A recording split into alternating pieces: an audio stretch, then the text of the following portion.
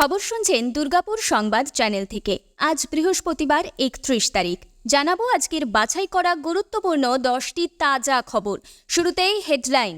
বর্ধমানের বিজয়রামে গণধর্ষণের শিকার তরুণী, গ্রেপ্তার 5। কালীপুজোর আগে বিস্ফোরণে কেঁপে উঠল মধ্যমগ্রাম। শ্রমিকদের মর্মান্তিক পরিণতিতে কান্নার রোল। তন্ময় ভট্টাচার্যকে 1.5 ঘন্টা জিজ্ঞাসাবাদ করা হলো বুধবার। আগামী মাসে ফের তলব। সুতিতে আততায়ীর গুলিতে সিমেন্ট ব্যবসায়ীর মৃত্যু, কারণ নিয়ে ধন্দে পুলিশ।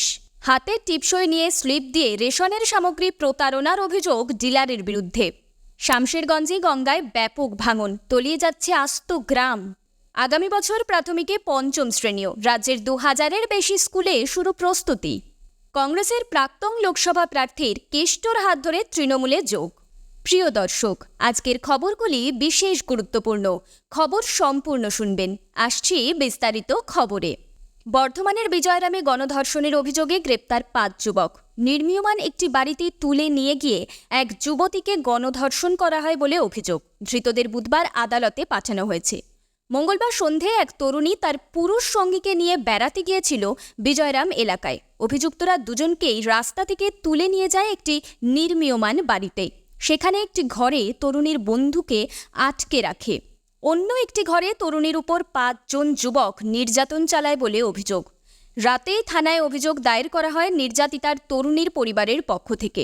বুধবার পুলিশ 5 যুবককে গ্রেফতার করেছে। তাদের আদালতে পাঠানো হয়েছে। ধৃতদের পুলিশ হেফাজতে নেওয়ার আবেদন করেছে পুলিশ। জেলা পুলিশ সুপার সায়ক দাস জানান, নির্যাতিতা তরুণীর বাড়ি অন্য একটি পাড়ায়। মঙ্গলবার সন্ধ্যায় ওই তরুণী তার বন্ধুর সঙ্গে বিজয়রাম এলাকায় গিয়েছিল। 5 অভিযুক্ত যুবক এলাকার একটি নির্মীয়মান বাড়িতে তুলে নিয়ে গিয়ে ধর্ষণ করেছে। অভিযোগের ভিত্তিতে পুলিশ 5 জনকে গ্রেপ্তার করে তদন্ত শুরু করেছে। নির্যাতিতার বয়ান রেকর্ডের পাশাপাশি তার বন্ধুর বয়ান রেকর্ড করা হবে বলেই খবর। বর্ধমান মেডিকেল কলেজে নির্যাতিতা তরুণীর মেডিকেল টেস্ট করা হয়েছে। কালীপুজোর আগে ভয়াবহ অগ্নিকাণ্ড উত্তর 24 পরগনার মধ্যমগ্রামে। বেসরকারি রাসায়নিক কারখানায় ভয়াবহ বিস্ফোরণ। অগ্নিদগ্ধ হয়ে প্রাণ হারালেন এক শ্রমিক। গুরুতর আহত হয়েছেন আরও 2 শ্রমিক। ঘটনাস্থলে দমকলের একাধিক ইঞ্জিন রয়েছে। এখনও পর্যন্ত আগুন নিয়ন্ত্রণে আসেনি। গতকাল বুধবার দুপুর 2:30 নাগাদ ঘটনাটি ঘটেছে মধ্যমগ্রামের চণ্ডীগড়ি এলাকায়। দত্তপুকুর থানা এলাকার বাদুকাঞ্চন তলায় একটি বেসরকারি রাসায়নিক কারখানায় অগ্নিকাণ্ড ঘটে। প্রথমে বিকট শব্দে কেঁপে ওঠে গোটা এলাকা। মুহূর্তের মধ্যে কালো ধোঁয়ায় ছেয়ে যায় মধ্যমগ্রাম চত্বর। দ্রুত ঘটনাস্থলে পৌঁছয় দমকলের 3টি ইঞ্জিন, পুলিশ বাহিনী। কারখানায় বিস্ফোরণের জেরেই অগ্নিদগ্ধ হয়ে ঘটনাস্থলে মৃত্যু হয় এক শ্রমিকের।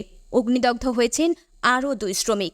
তাঁদের উদ্ধার করে বারাসাত হাসপাতালে ভর্তি করানো হয়েছে। তাঁদের শারীরিক অবস্থা সংকটজনক। দমকল সূত্রে খবর, কারখানায় বয়লার বিস্ফোরণ ঘটে। বিস্ফোরণের পর আগুন লেগে যায় কারখানার বয়লার চেম্বারে ও পাশের গোডাউনে। সেখানে কর্তব্যরত অবস্থায় ছিলেন 3 শ্রমিক। অগ্নিদগ্ধ হলেও 2 জনকে জীবিত অবস্থায় উদ্ধার করা গেছে।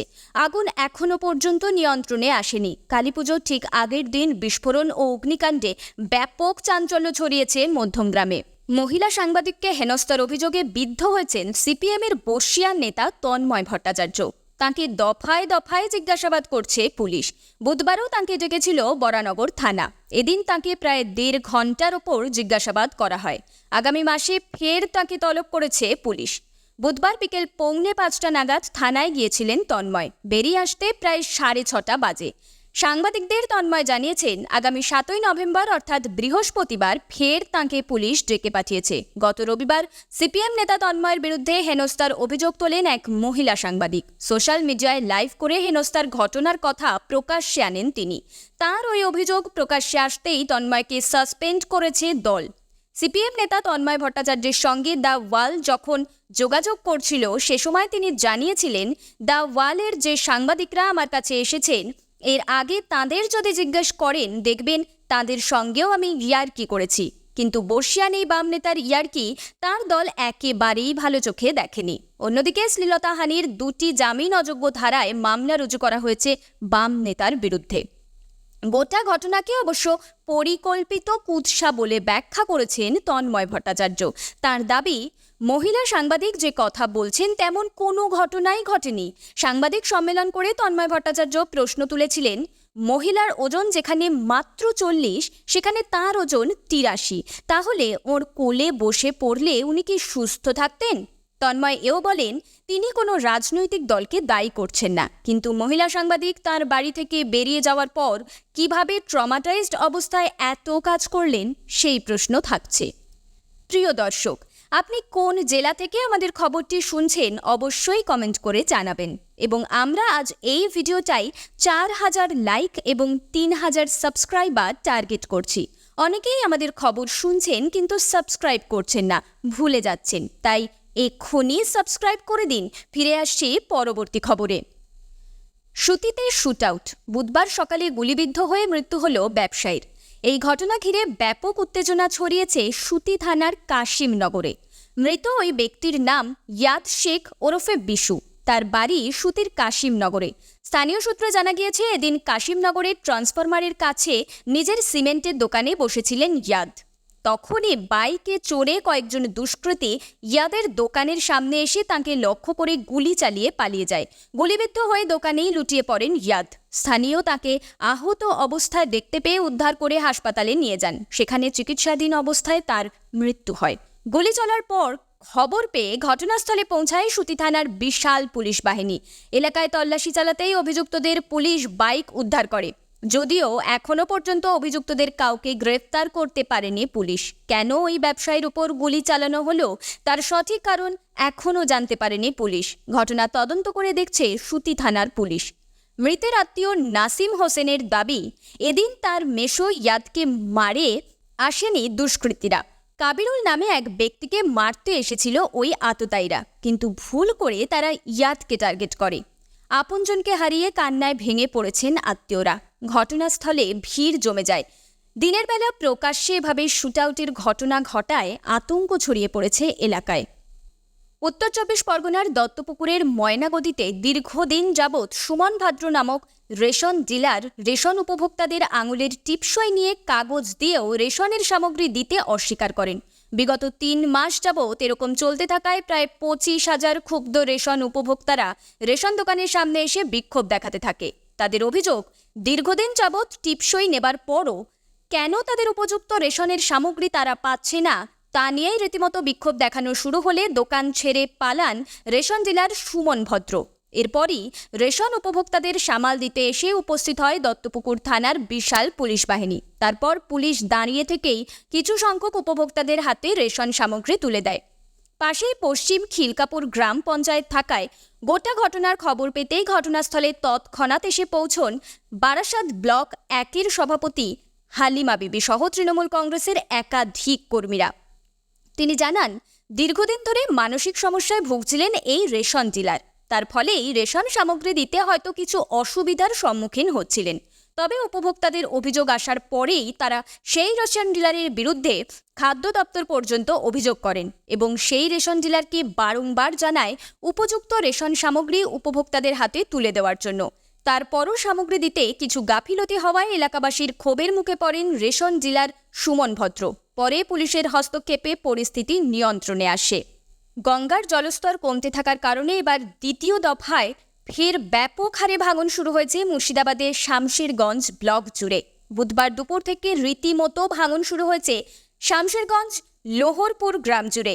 ইতিমধ্যেই জলে তলিয়ে গিয়েছে ওই গ্রামের বহু বাড়ি, রাস্তা, গাছপালা, প্রাথমিক বিদ্যালয় সহ প্রচুর ফাঁকা জায়গাও। এবার গঙ্গাবক্ষে তলিয়ে যেতে চলেছে গ্রামের একমাত্র মসজিদটিও।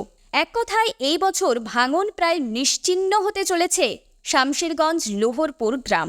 অথচ এই বিষয়ে এখনও পর্যন্ত কোনো ভ্রুক্ষেপ নেই সরকার তথা স্থানীয় প্রশাসনের। স্থানীয় বাসিন্দাদের অভিযোগ, বারবার নিজেদের সমস্যার কথা জানিয়েও মিথ্যা প্রতিশ্রুতি ছাড়া তেমন কিছুই জোটেনি এখনো পর্যন্ত। ফলে সব মিলিয়ে এই মুহূর্তে সর্বহারা হয়ে খোলা আকাশের নিচে দিন যাপন করছে ওই এলাকার বহু পরিবার। এদিকে মুর্শিদাবাদের কাশিমবাজারে বনগা লোকালের সামনে আত্মহত্যা করল এক যুবক।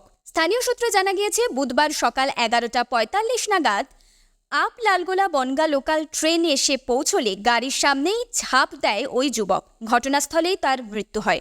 ঘটনায় সাময়িকভাবে ট্রেন চলাচল ব্যাহত হয় ওই লাইনে। পরে খবর পেয়ে ঘটনাস্থল থেকে অজ্ঞাত পরিচয় ওই যুবকের মৃতদেহ উদ্ধার করে ময়নাতদন্তের জন্য পাঠানো হয় মুর্শিদাবাদ মেডিকেল কলেজ হাসপাতালের মর্গে।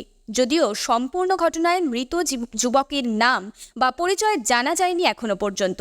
ঘটনার তদন্ত শুরু করেছে বহরমপুর থানার পুলিশ। এবার আর চতুর্থ শ্রেণী পর্যন্ত নয়, প্রাথমিক স্কুলে যোগ হবে পঞ্চম শ্রেণীও। আগামী শিক্ষাবর্ষ থেকে রাজ্যের অন্তত 2335টি প্রাথমিক স্কুলে পঞ্চম শ্রেণীকে যুক্ত করা হবে বলেই খবর। বুধবার এই মর্মে একটি বিজ্ঞপ্তি জারি করেছে স্কুল শিক্ষা দপ্তর। ওই বিজ্ঞপ্তিতে শিশুদের বিনামূল্যে এবং বাধ্যতামূলক শিক্ষার অধিকার আইন 2009-এর কথা উল্লেখ করা হয়েছে। আর সেই অনুযায়ী 2025 সালের জানুয়ারি মাস অর্থাৎ আগামী শিক্ষাবর্ষ থেকে রাজ্যের 2335টি প্রাথমিক স্কুলে পঞ্চম শ্রেণীকে যুক্ত করার সিদ্ধান্ত নেওয়া হয়েছে। এই তালিকায় রয়েছে কলকাতার 52টি স্কুল, এছাড়া হাওড়ার 145টি, হুগলির 208টি, উত্তর ও দক্ষিণ 24 পরগনার যথাক্রমে 198 এবং 327টি, পূর্ব মেদিনীপুরে 61টি, পশ্চিম মেদিনীপুরে 65টি, পূর্ব ও পশ্চিম বর্ধমানের যথাক্রমে 83টি এবং 87টি, বীরভূমের 119টি, বাঁকুড়ার 45টি, পুরুলিয়ার 24টি স্কুল। বাদ নেই উত্তরবঙ্গ, জলপাইগুড়ির 27টি, মালদহের 229টি, উত্তর এবং দক্ষিণ দিনাজপুর 79 এবং 17টি, কোচবিহারের 25টি প্রাথমিক স্কুলে পঞ্চম শ্রেণীকে যুক্ত করা হবে। সেই অনুযায়ী উপযুক্ত ব্যবস্থাপনা নেওয়ার নির্দেশও দেওয়া হয়েছে। উল্লেখ্য, কেন্দ্রীয় আইন অনুযায়ী প্রথম থেকে পঞ্চম শ্রেণী শিক্ষার প্রাথমিক স্তরের অন্তর্ভুক্ত, কিন্তু পশ্চিমবঙ্গে পঞ্চমের স্থান এখনও উচ্চ প্রাথমিকেই। কেন্দ্র ও অন্যান্য রাজ্যের সঙ্গে সামঞ্জস্য আনতে সক্রিয় রাজ্য। শিক্ষা দপ্তর সূত্রে জানা গিয়েছে, রাজ্যে প্রাথমিক স্কুল রয়েছে প্রায় 56,000, শিক্ষকের সংখ্যা 1,80,000। পঞ্চম শ্রেণীকে প্রাথমিক স্কুলের অন্তর্ভুক্ত করতে হলে আরও 50,000 শিক্ষক নিয়োগ করতে হবে।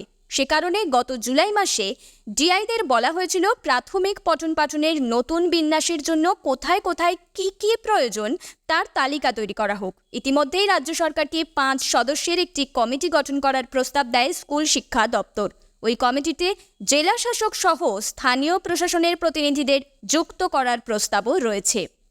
একদা যে অনুব্রত মণ্ডলের মুখে প্রায়ই শোনা যেত বিরোধীদের হুমকি দিতে, নতুনত্ব ডায়লগ, শুটিয়ে লাল করে দেব, নকুলদানা, গুড় বাতাসা, চরাম চরাম ঢাক বাজানো, খেলা হবে ইত্যাদি। এই ধরনের বক্তব্য দলীয় কর্মী থেকে সাধারণ মানুষ সকলেই শুনতে অভ্যস্ত ছিলেন। সেই অনুব্রত মণ্ডল জেলার সব বিজয়া সম্মেলনীতেই এখন শান্তির বার্তা দিচ্ছেন। মঙ্গলবার চন্দ্রপুরেও তার ব্যতিক্রম হলো না। নিজেদের মধ্যে কোনো রকম লড়াই ঝগড়া না করে একসাথে চলার বার্তাই দিলেন বীরভূমের বাঘ বলে পরিচিত অনুব্রত মণ্ডল।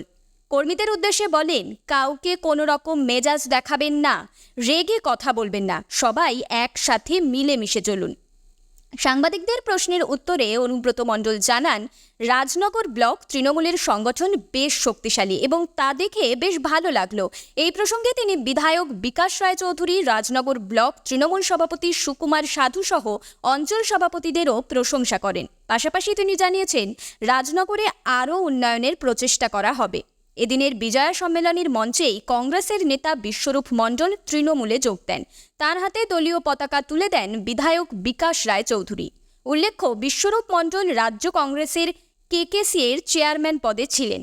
সিআরপির প্রাক্তন ডেপুটি কমান্ড্যান্ট বিশ্বরূপ মণ্ডল 2019 সালে আসানসোল লোকসভা কেন্দ্রে কংগ্রেসের প্রার্থী ছিলেন। তৃণমূলে যোগদানকারী বিশ্ব মণ্ডল জানান, তৃণমূল সরকারের উন্নয়নে সামিল হতেই তিনি যোগ দিয়েছেন।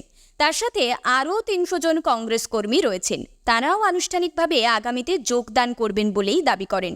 এদিন বিজয়া সম্মেলনীতে অন্যান্যদের মধ্যে উপস্থিত ছিলেন বিধায়ক বিকাশ রায়চৌধুরী, জেলা তৃণমূল কোর কমিটির সদস্য সুদীপ্ত ঘোষ, রাজনগর ব্লক তৃণমূল সভাপতি সুকুমার সাধু সহ সভাপতি রানা প্রতাপ রায় সহ অন্যান্য তৃণমূল নেতৃত্ব।